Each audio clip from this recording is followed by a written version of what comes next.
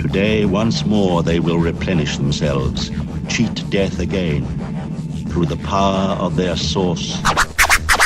Matt Stone, 180degreehealth.com. Hi, this is Matt Stone from 180 Degree Health. Sorry, I did not do a video on Wednesday. I usually do a video every Wednesday and Saturday, but hopefully the one today will make up for it. Now, I deal with a lot of people who have a low metabolism. They have really icy, cold hands and feet. They have very clear urine, usually coinciding with that. Not always, but usually. It's just very clear, and sometimes you see very frequent urination coinciding with that. And in that state, when you're cold, your metabolism is suppressed, and in that state you're more likely to have headaches, seizures, migraines, dizziness, blurred vision, and any number of different kind of health problems from it, and certainly a lot of negative moods. You can be grumpy, you can have a lot of anxiety. For me, it's irritability. For other people's, it may be depression, extreme fatigue, a lot of different things.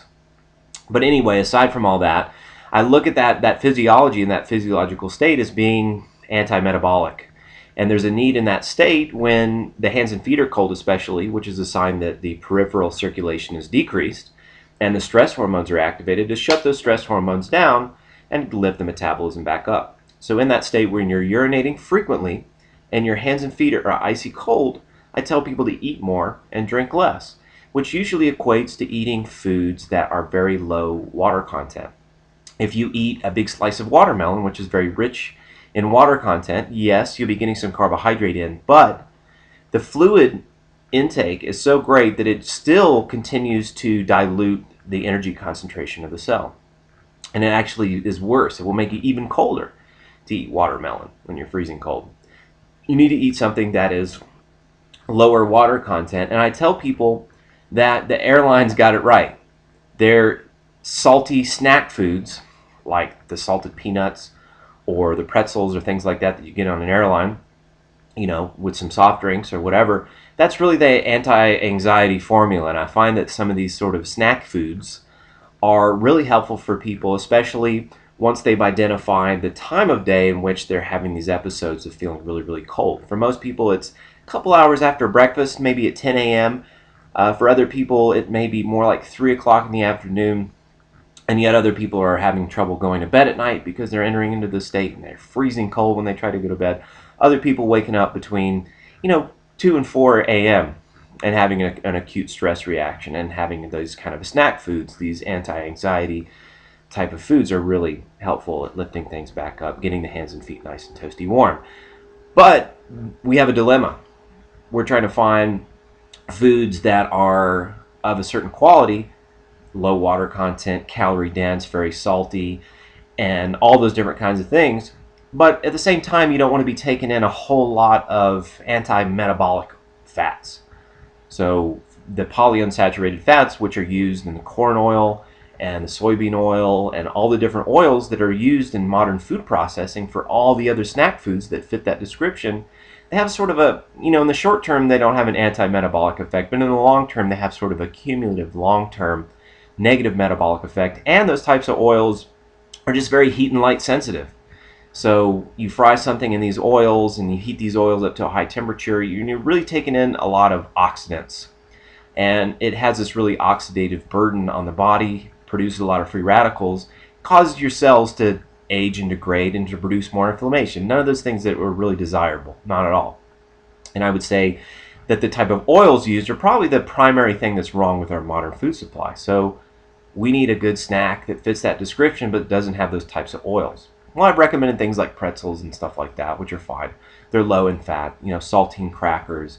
They don't have much of these types of fats in them or anything like that. So those suffice. They're rapidly absorbed carbohydrate that are nice and salty and low water content, and they fit that description great. But there is another type of snack food out there, and fat in general can be very helpful at bringing the metabolism up in that kind of state. I would say the S's are what I strive to get in when people have the cold hands and fingers and everything, and that would be the salt, sugar, starch, and saturated fat. Those are the primary S's. In terms of food, you can always take a nap and get some sleep or rest, relaxation, go and sunbathe and do things like that. Those are all great things, and maybe a better thing to turn to than food all the time. But But in terms of food and things that you can control really easily like that, throughout your day, having a snack food on hand is great. What is the best snack food? What is a snack food? Did you guys know that there's actually a snack food out there that since the beginning and still to this day always uses coconut oil? And I even bought this snack at a gas station recently, and they use coconut oil, almost all saturated fat, particularly the shorter chain saturated fats that absorb more quickly and are more readily turned into usable energy and have that pro-metabolic stimulating effect. Well, there is one, and it is Bugles. So those little corn bugle things, I hadn't had any since I was a young kid. But Bugles, if you're actually looking for a convenient snack that you can have around and that you can snack on in these states, and you only need, 4 or 5 bites really, usually, to get out of that state where your stress hormones are going crazy and you're urinating frequently and you're having the icy cold hands and feet. Sometimes just a few snacks, just a few handfuls of these things are enough to get you out of that state. So Bugles, that is my endorsed junk food if you're looking for something of that quality. And you don't need this necessarily forever, but if you're having these acute stress reactions on a daily basis, even if you're eating Lay's potato chips, that's better than nothing at all. It's certainly better than drinking a glass of water and going on a jog. That's not the solution to this problem. But eating anything is helpful, but if you want to go and take the extra step and actually go and get something like Bugles as opposed to some of these other snack foods, hey, maybe that might be better. But anyways, that's my video for the day, and I will see you guys back on Wednesday. Subscribe to the 180 Degree Health channel now, or you will be abducted by lesbian Nazi hookers from outer space and forced into a weight loss program. It doesn't matter what you had for lunch, just eat it, eat it, eat it, eat it, eat it.